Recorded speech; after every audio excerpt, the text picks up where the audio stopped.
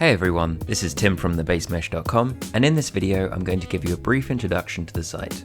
We'll do a basic overview and download a couple of the models so you can see what to expect from this resource.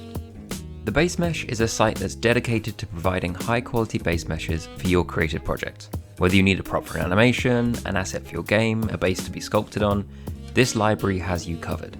All meshes are completely free and under CC0 license.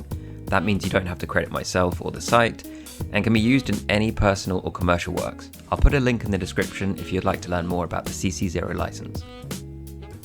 At time of recording, the site has been out for almost 2 months, and during that time nearly 200 meshes have been added. The library now has well over 400 individual objects. They're weighted more towards environmental assets, as my background in the industry has primarily been environment or prop focused. However, humans, insects and animals and other organic things are in the pipeline. With that said, let's start browsing.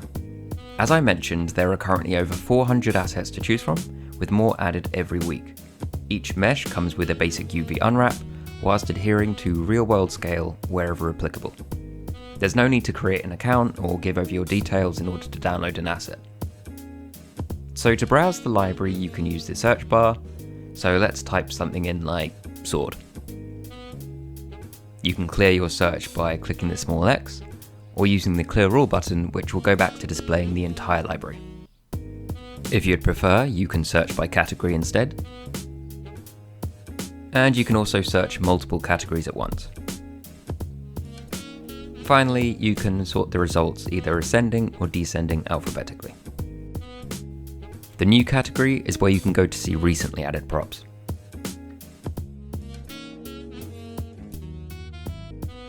Let's choose a few meshes that we can download and inspect. Let's search for cast iron. I'll download the cast iron grate. I'll also grab the retro TV and the gas canister.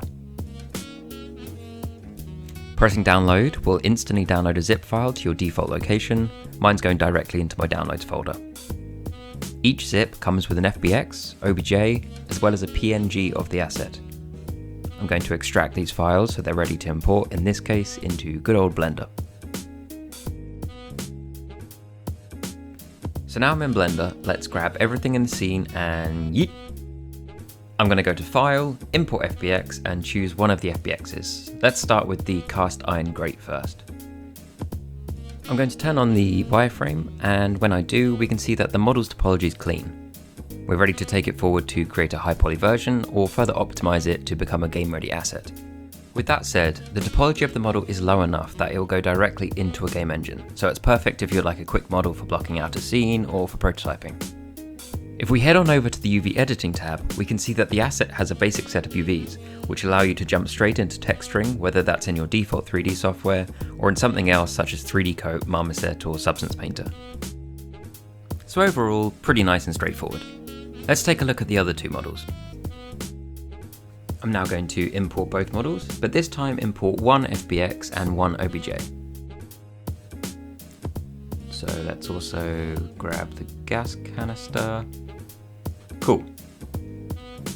Let's move that out and then turn on the wireframe. As you can see, nice and clean topology. Let's check out the UVs. So for the gas canister, we can see there are some UVs ready to go, which is great.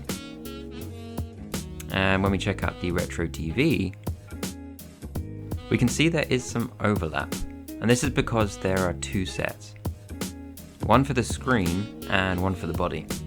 That's something to bear in mind if you come across an asset which contain multiple components. And there you have it. That's the model demo out the way. So let's jump back to the site.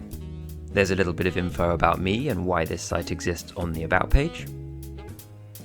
You can browse the FAQs, as well as find some of the other social links. If you'd like to, you can head on over to my Patreon, which will give you access to some extra perks. Also, it really helps out and enables me to continue adding content to the library. So yeah, I hope you've enjoyed this little intro to the site.